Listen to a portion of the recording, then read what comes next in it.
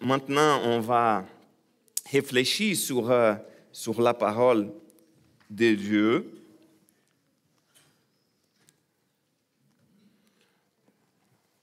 Aujourd'hui, on ne va pas parler de l'Apocalypse. On va faire maintenant une grosse pause dans de l'Apocalypse parce que aujourd'hui, c'est le dernier dimanche de Philippe après les vacances. Mais comme il a attrapé la COVID, je lui dis, OK, pendant tes vacances, on ne va pas prêcher l'Apocalypse. On va laisser l'Apocalypse un peu à côté. Et aujourd'hui, on va parler de l'amour du Père. Parce que aujourd'hui, c'est la fête des pères.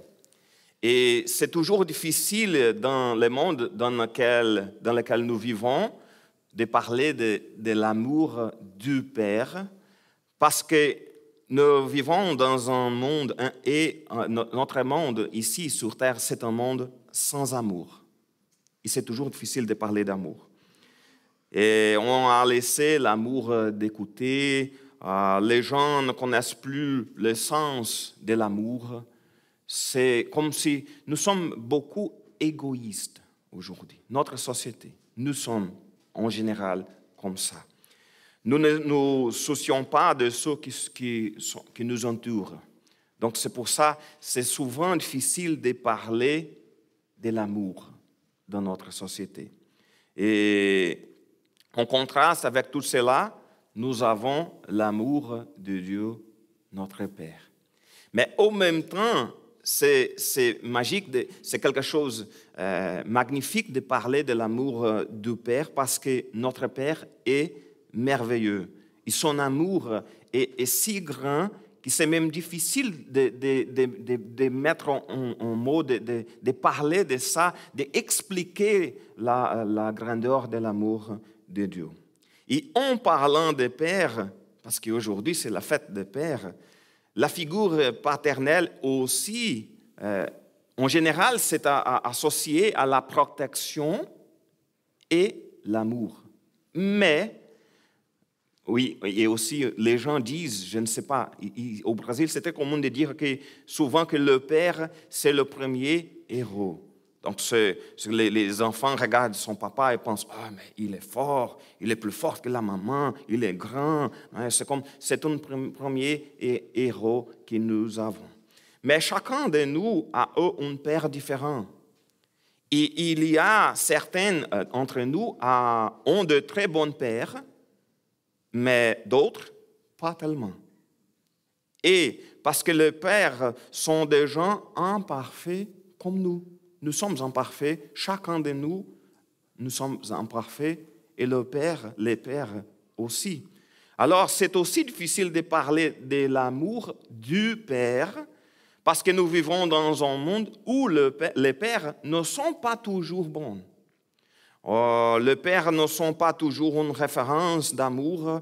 Des pères abandonnent leurs enfants, des pères les maltraitent.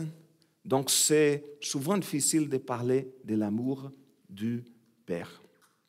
J'ai connu une jeune femme, il y a environ 20 ans.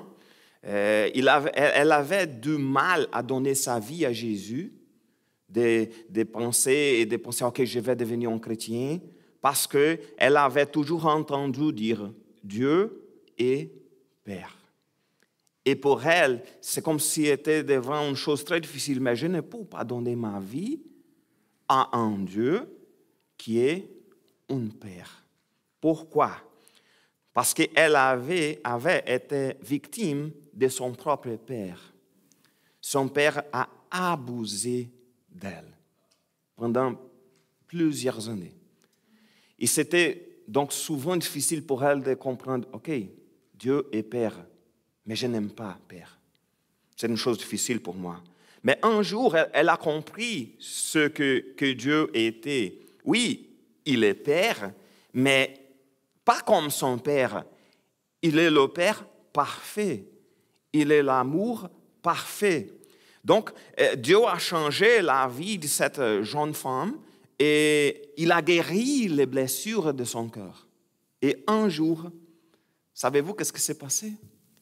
Elle a donné sa vie à Jésus et elle était allée rendre visite à son père en prison pour dire, papa, je te pardonne. Donc je me rappelle d'elle en train de me raconter cette histoire. C'est fort. Parce que nous ne savons pas, chacun de nous a des pères différents, comme je viens de dire. J'aime mon père, mais il y a des pères que c'était vraiment des choses difficiles. Mais Dieu est capable d'échanger toutes les choses. Dieu a le pouvoir d'échanger les choses. Le Père parfait a changé le cœur de cette jeune femme. Il a guéri des blessures causées par son Père terrestre. Ce matin, nous allons justement réfléchir sur le grand amour de notre Père, le Père parfait. Et pour cela, analysons une parabole bien connue, la parabole du Fils prodigue. Avant de lire la parabole, regardons le contexte, parce que l'ensemble du chapitre 15 de Luc, il parle de l'amour de perdu. Mais le texte biblique, on va commencer pour les 2 premiers versets, versets 1 et 2 de Luc chapitre 15.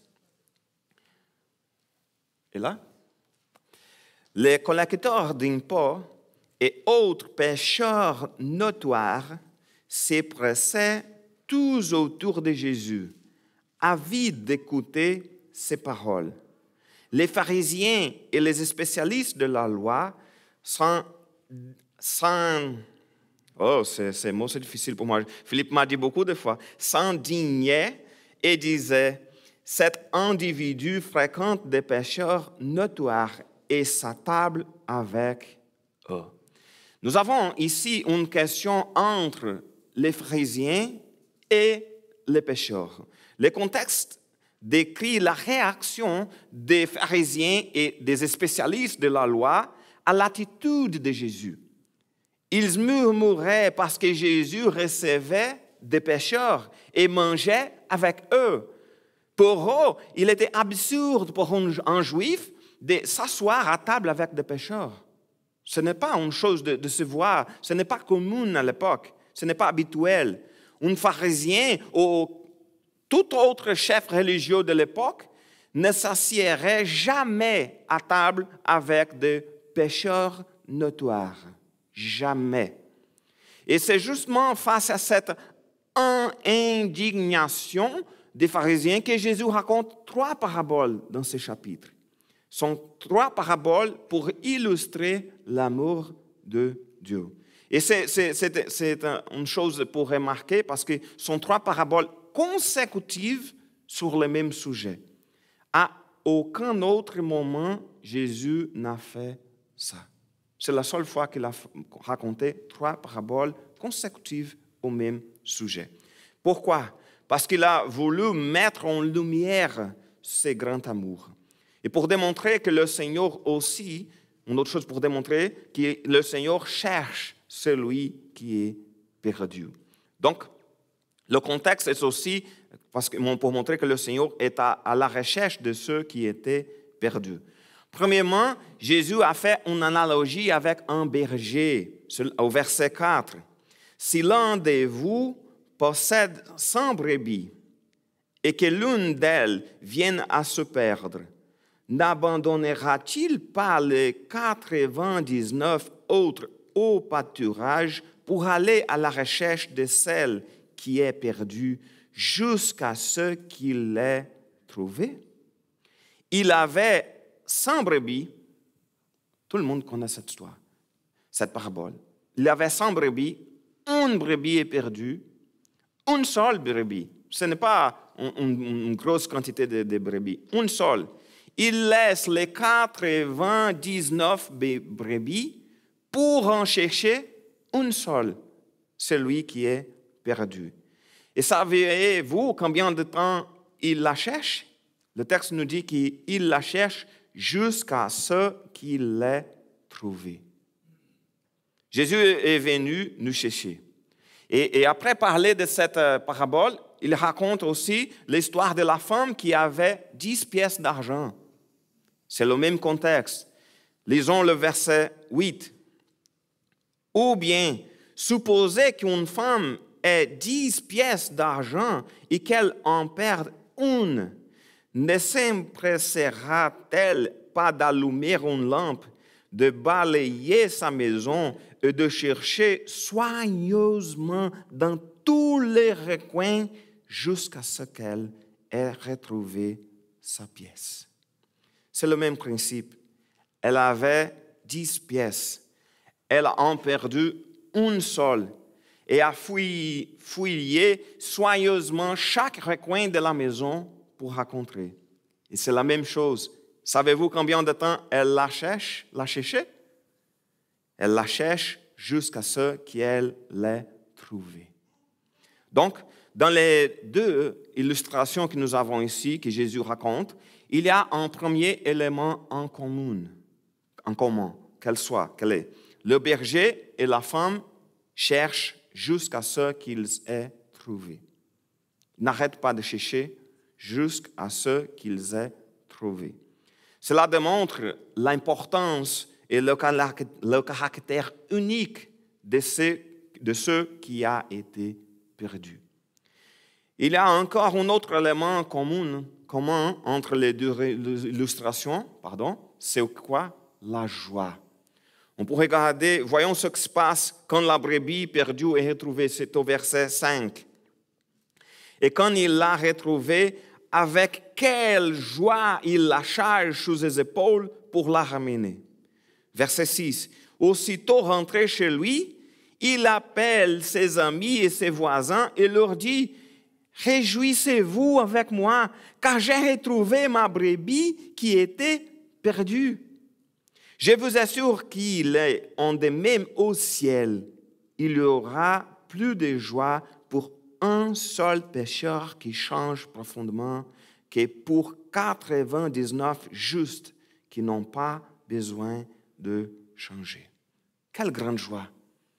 Il organise une fête pour célébrer parce qu'une seule brebis perdue a été retrouvée. De la même manière, il y aura plus de joie pour un seul pécheur qui change profondément. C'est ça que le texte biblique nous parle.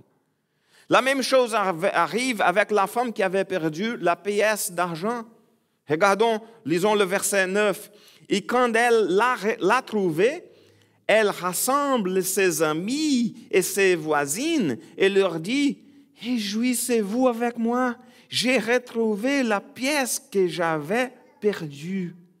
De même, je vous le déclare, il y a de la joie parmi les anges de Dieu pour un seul pécheur qui change. Il y avait une grande joie parce que la pièce perdue a été retrouvée. De la même manière, il y a une grande joie parmi les anges de Dieu pour un pécheur qui change sa vie. C'est dans le contexte de l'indignation des pharisiens parce que Jésus a trouvé des pécheurs, a rencontré des pécheurs. Et après avoir raconté ces deux petites histoires, ces deux petites paraboles, que Jésus raconte la parabole du fils prodigue. Lisons le verset 11. Puis, il poursuivit. Un homme avait 2 fils. Le plus jeune lui dit: mon père, donne-moi ma part d'héritage, celle qui doit me revenir. Une parenthèse ici dans la lecture. À l'époque, c'était comme disait au père: ah, tu es mort pour moi. Parce que ce n'est pas une chose de demander l'héritage avant la mort d'un parent.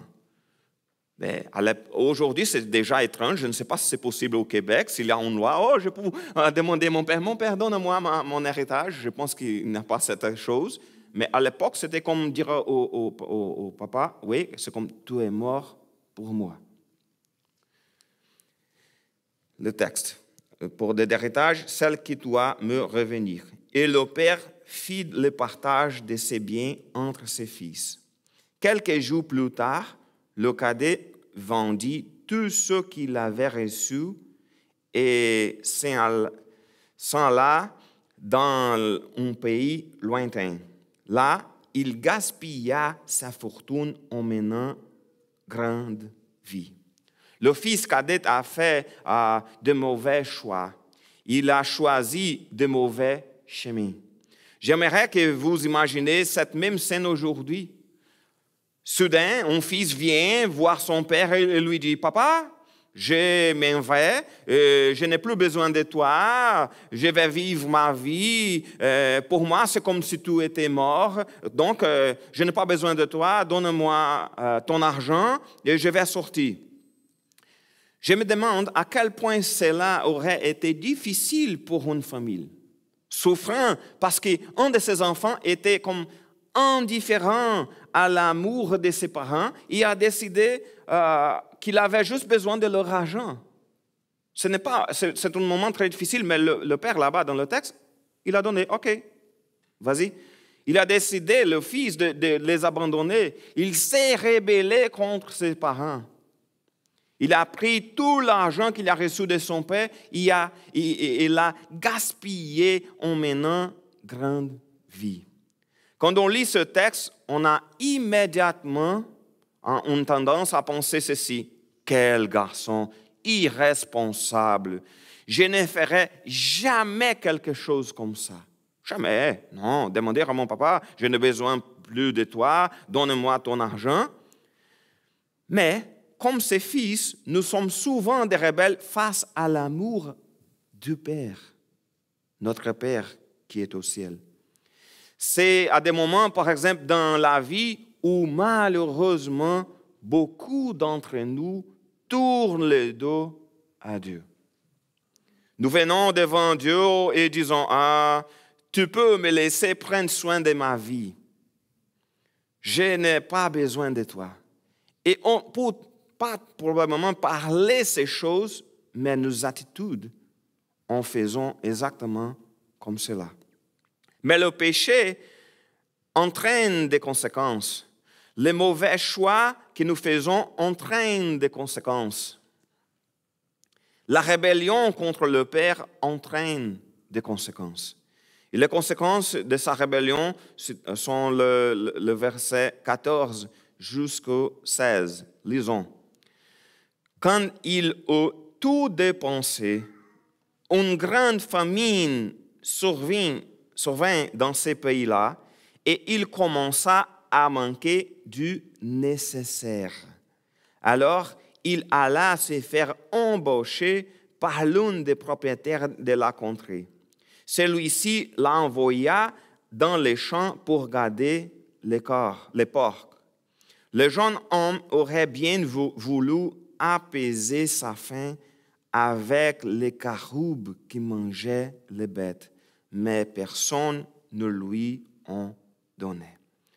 D'abord, il commença à manquer du nécessaire. On ne parle pas d'avoir de grandes choses, mais à manquer du nécessaire. Il avait faim. Je ne sais pas si vous avez déjà vécu une situation d'avoir faim. Je ne parle pas le souper est en retard et j'ai faim. Non, je parle de n'avoir pas de quoi manger pendant plusieurs jours. Donc, c'est quelque chose de difficile. Donc, à cause de cela, il cherche alors un emploi. Et le travail qui lui est proposé est de s'occuper des porcs. Mais, une remarque importante est que selon la loi de Moïse, le porc était un animal impur. C'est-à-dire que le juif ne mangeait pas de cochons, c'est-à-dire que le juif n'élevait pas de cochons. Cela signifie que devant les pharisiens qui étaient là pour écouter Jésus, qui étaient en train de dire « Ah, mais il s'assoit avec des pécheurs notoires », devant ces juifs qui étaient là, ces filles se soumettaient à un travail extrêmement indigne. Quelque chose d'inimaginable pour un juif. Et même avec ce travail, ce terrible travail, il avait faim. Le texte dit qu'il aurait bien voulu apaiser sa faim avec les caroubes que mangeaient les bêtes, mais personne ne lui en donnait. Il est allé jusqu'à vouloir manger la nourriture qui était donnée aux animaux. À ce moment, il commença à réfléchir. C'est le verset 17. Alors, il s'y mit à réfléchir sur lui-même. Il s'est dit, tous les ouvriers de mon père peuvent manger autant qu'ils veulent, alors que moi, je suis ici à mourir de faim. L'ouvrier de son père peuvent manger autant qu'ils veulent, mais lui, le fils qui avait rejeté son père, était affamé. Tant de fois, nous prenons dans notre vie des mauvaises décisions. Nous nous éloignons de Dieu et nous ne les réalisons que lorsque nous touchons les fonds du baril. Nous ne pouvons pas laisser notre rébellion contre Dieu nous mener au fond. Nous devons être conscients de notre éloignement de Dieu. C'est toujours difficile parce que si on regarde, probablement l'argent n'arrête pas d'un jour vers l'autre. C'est comme il avait beaucoup d'argent un jour et l'autre jour, il n'y a pas d'argent. C'est quelque chose qui vient avec le temps. Mais le fils n'a pas perçu la situation jusqu'au moment qu'il avait faim et pas de nourriture pour manger. Donc, méfions-nous des moments où nous pensons qu'ils n'avons pas besoin de lui. Ces filles-là ont pensé, je n'ai besoin pas de mon papa. Et il y a des moments dans nos vies où on pense, je n'ai besoin pas de mon père. C'est toujours mieux d'être avec le Père. Il ne sert à rien de vouloir vivre une vie indépendante de Dieu.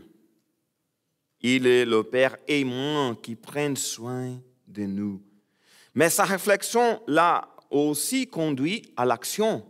Parce qu'il ne suffit pas de reconnaître nos erreurs, il faut changer. Et c'est le verset 18. Je vais me mettre en route. J'irai trouver mon père et je lui dirai, mon père, j'ai péché contre Dieu et contre toi. Je ne mérite plus d'être considéré comme ton fils. Accepte-moi comme l'un de tes ouvriers. Il s'est mis donc en route pour se rendre chez son père.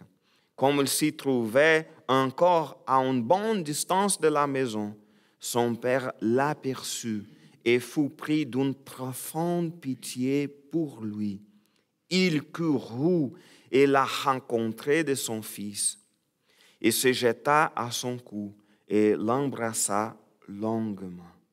Le fils lui dit, « Mon père, j'ai péché contre Dieu et contre toi. Je ne mérite plus d'être considéré comme ton fils. » C'est comme le fils, d'abord, il reconnaît son péché. Il reconnaît qu'il ne mérite plus d'être considéré comme son fils. Il se rend compte qu'il valait mieux être proche de son père, même comme son ouvrier. Et je pense combien de fois nous reconnaissons nos erreurs, mais nous n'essayons pas de les corriger. C'est nécessaire non seulement de réfléchir, de faire les points, penser, OK, oui, j'ai commis des erreurs. Il faut changer. Nous reconnaissons, il y a des moments que nous n'avons pas été un bon fils ou un bon père, un bon mari, mais nous n'avons pas changé. Nous reconnaissons que nous n'avons pas vécu une vie de soumission au Seigneur, une vie de sainteté, une vie proche du Père, mais nous n'avons pas changé. Il faut réfléchir, il faut reconnaître nos erreurs, mais en plus, il faut chercher le Père et changer d'attitude. À partir de ces points, la parabole établit une analogie claire entre ce Père et Dieu le Père. Relisons la deuxième partie du verset 20.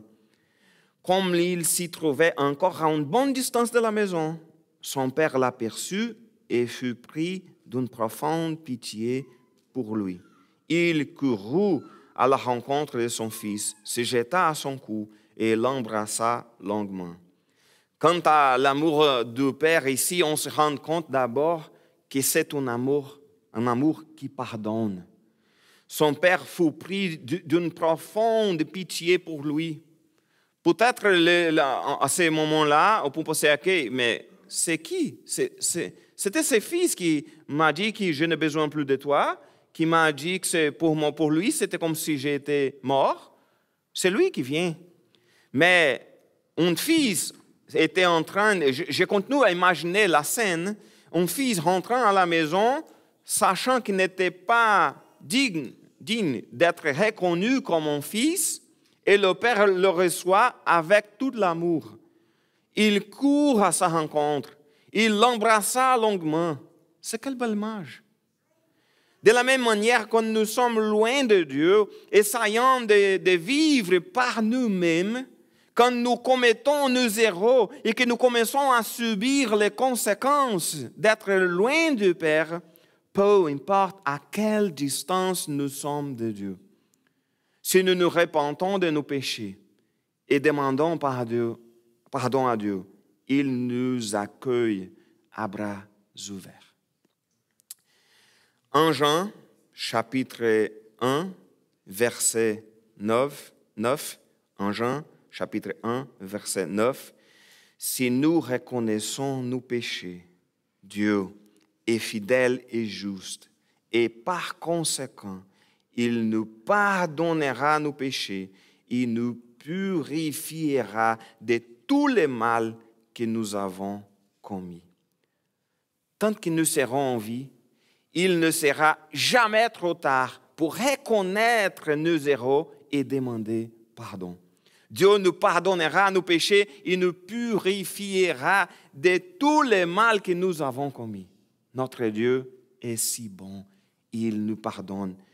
Revenons donc au texte de Luc 15, parce qu'il y a ici aussi un deuxième élément important de ce texte, la rencontre de cette rencontre et la joie de retrouver son fils. Regardons, lisons le verset 22. Mais le Père dit à ses serviteurs, « Allez vite chercher un habit, le meilleur que vous trouverez, et mettez-le lui, passez-lui une bague au doigt et chaussez-le des sandales. Amenez les veaux que nous avons aigrissés et tuez-les. Nous allons faire un grand festin et nous réjouir. Car voici, mon fils était mort et il est revenu à la vie. Il était perdu et je l'ai retrouvé. » Et ils commencèrent à festoyer dans la joie. La joie du Père, ici dans ce texte, est si grande qu'il commence immédiatement une grande fête. Notez qu'il s'agit exactement de la même réaction que lorsque la brebis et la pièce perdue sont retrouvées. C'est une fête, c'est pour célébrer. Qu'est-ce que Jésus a expliqué au sujet de la brebis et de la pièce? Il a dit qu'il y aura plus de joie au ciel pour un seul pécheur qui change. Donc, l'analogie est avec le pécheur qui s'y répand. Dans ce contexte, le retour du fils prodigue est aussi une analogie avec le pécheur qui se répand. C'est une grande joie sur terre et au ciel quand un pécheur se répand et donne sa vie à Jésus. Il est important de se poser la question suivante dans ce contexte. Qui sont les vrais enfants de Dieu? Il y a un dicton populaire au Brésil qui dit ceci: « Tout le monde est enfant de Dieu. » C'est une chose dans la culture d'origine catholique là-bas, de parler que tout le monde est enfant de Dieu. Et actuellement, dans le sens de ce dicton populaire là-bas, c'est le suivant.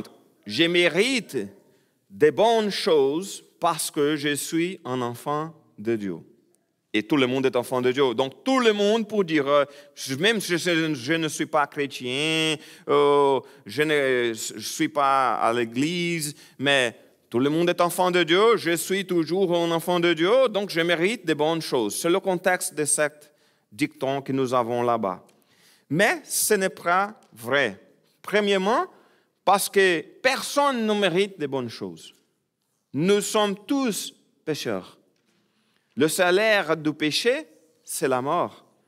De plus, nous sommes tous créatures de Dieu, mais nous ne sommes pas tous ses enfants. C'est exactement ce qu'on va lire sur Jean, chapitre 1, verset 11. Le texte parle de Jésus. Il est venu chez lui et les siens ne l'ont pas accueilli. Certains pourtant l'ont accueilli. Comme c'est la prononciation de ce mot? Hein? Accueilli. Exactement, vous avez bien prononcé. Ils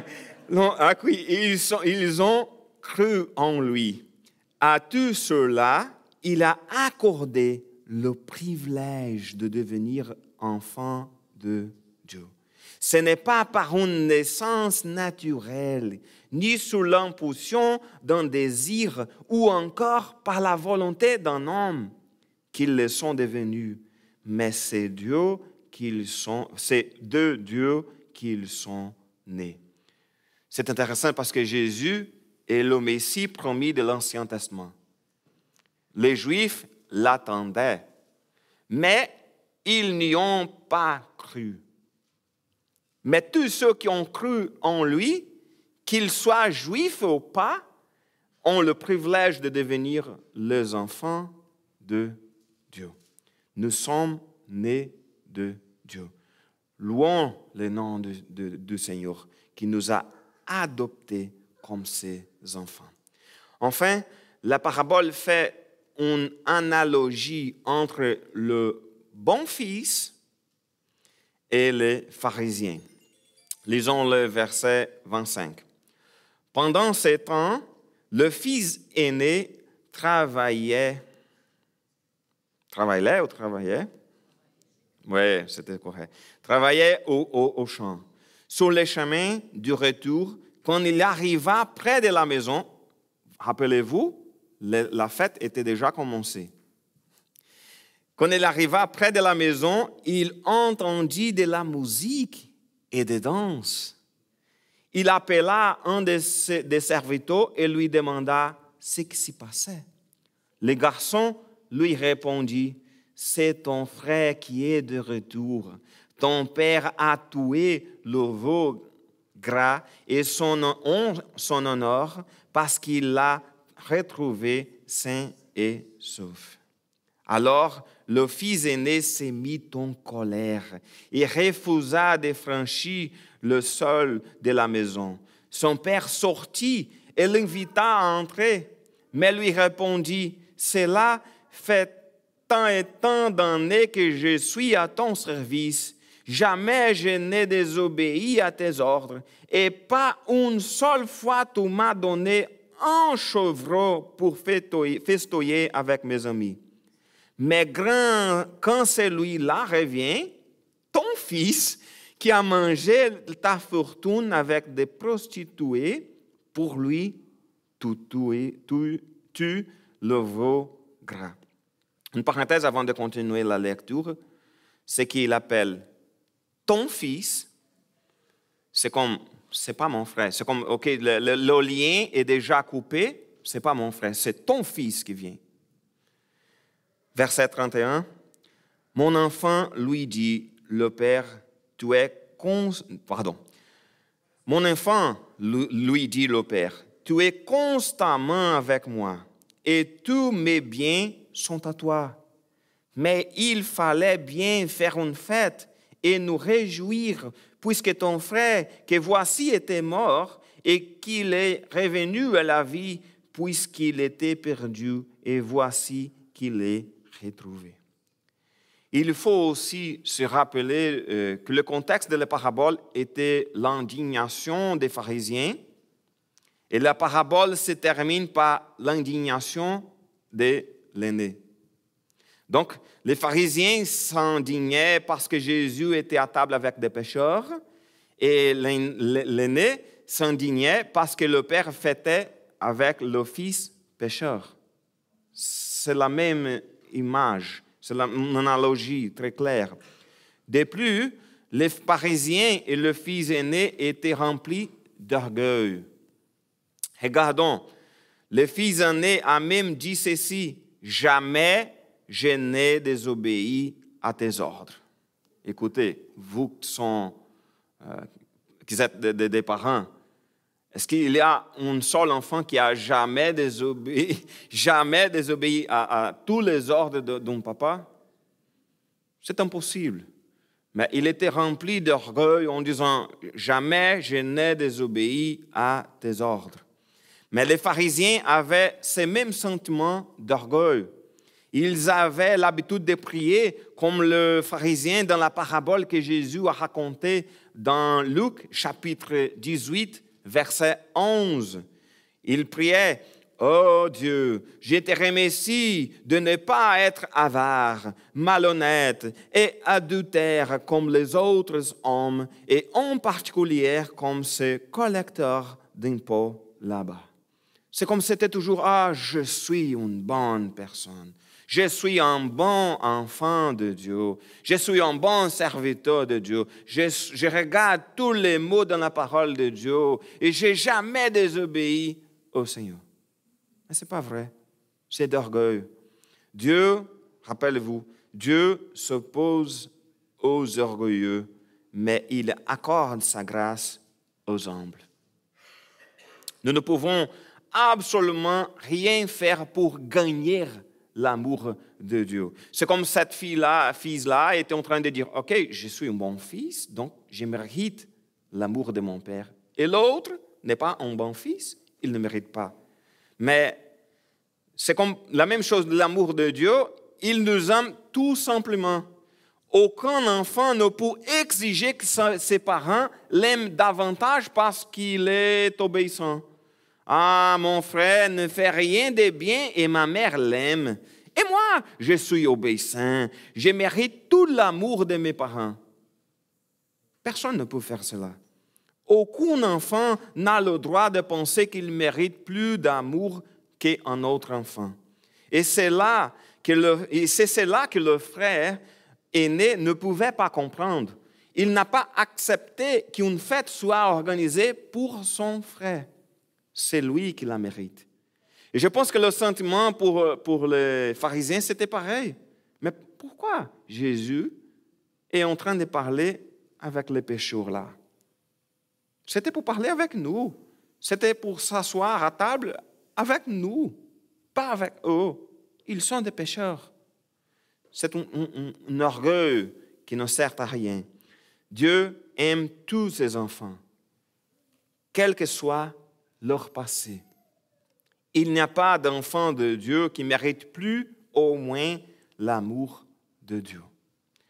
Il est également intéressant de noter que la situation du fils aîné est similaire à celle des pharisiens qui étaient près du Père et en même temps loin de lui. Les pharisiens connaissaient la parole de Dieu. Ils allaient à la synagogue, ils essayaient d'obéir à la loi de Dieu, mais ils étaient spirituellement aveugles. Ils étaient loin de Dieu. De même, le fils aîné était perdu. Il était loin de son père. Il était dans la même maison, mais loin de son père. Il ne savait pas comment se réjouir avec son père.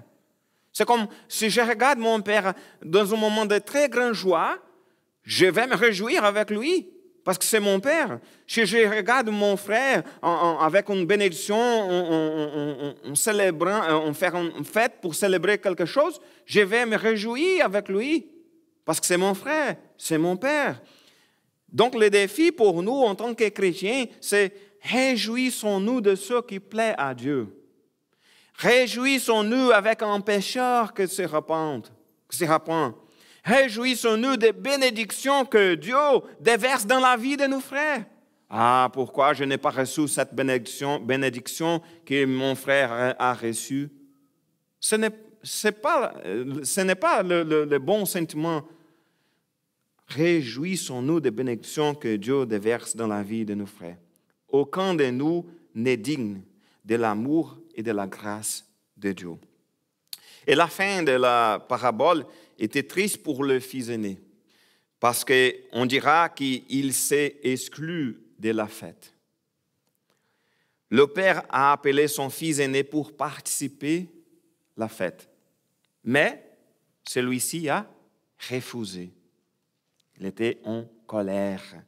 Il ne voulait pas y participer. Il était rempli de ressentiment. Il y aura aussi pour nous, une grande fête dans le ciel. Les noces de l'agneau. On vient de parler de la noce de l'agneau dans l'Apocalypse beaucoup de fois. Tous les enfants de Dieu y seront. C'est-à-dire tous ceux qui auront reconnu leur péché et qui auront donné leur vie au Seigneur. Aujourd'hui, c'est la fête des pères. On parle de père, on parle d'amour.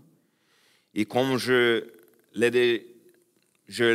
dit au début, il y a des bons pères et des mauvais pères. Mais si vous avez un bon père, remerciez Dieu pour cela. Si vous êtes un père, essayez toujours d'être un bon père pour ses enfants. Mais je ne sais pas quel genre de père vous avez mais rappelez-vous, Dieu, notre Père, le Père parfait, il nous aime, il nous pardonne, il nous cherche. Il a envoyé son Fils unique pour que nous puissions être devenus des enfants de Dieu.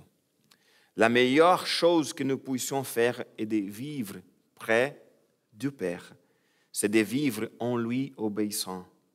Essayer de vivre seul et sans Dieu ne vaut pas la peine.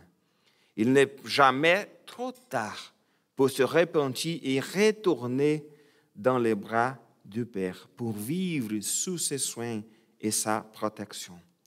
Donnons entièrement notre vie au Seigneur. Il nous a choisis pour lui. Il nous a sauvés. Il a donné son Fils unique pour faire de nous des enfants de Dieu. Pour amour, il a donné son Fils unique. Il nous a accordé le privilège de devenir ses enfants. Amen.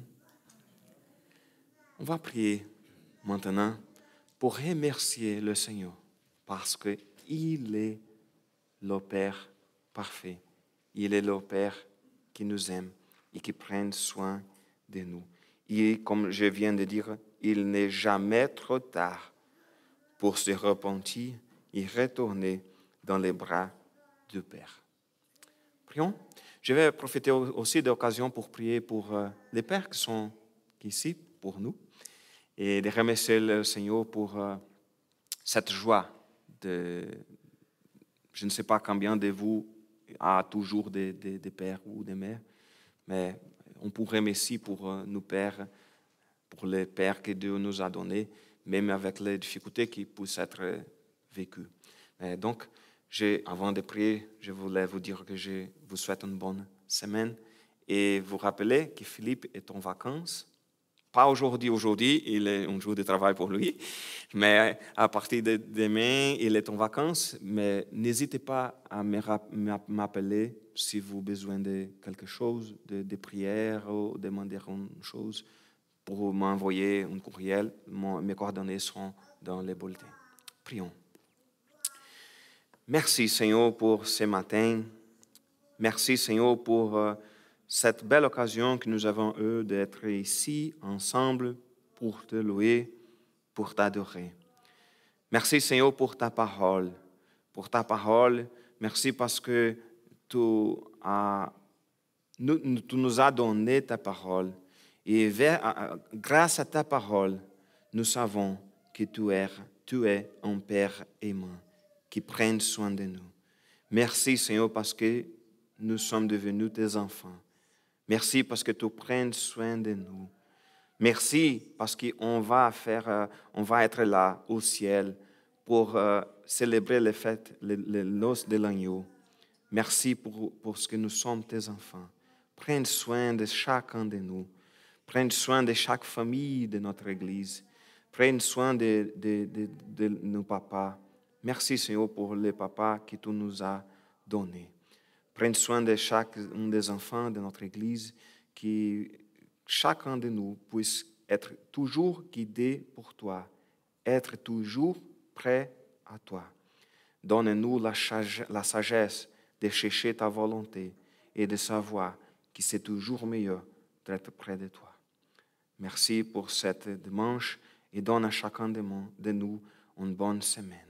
Au nom de Jésus, Amen. Une bonne semaine et que Dieu vous bénisse.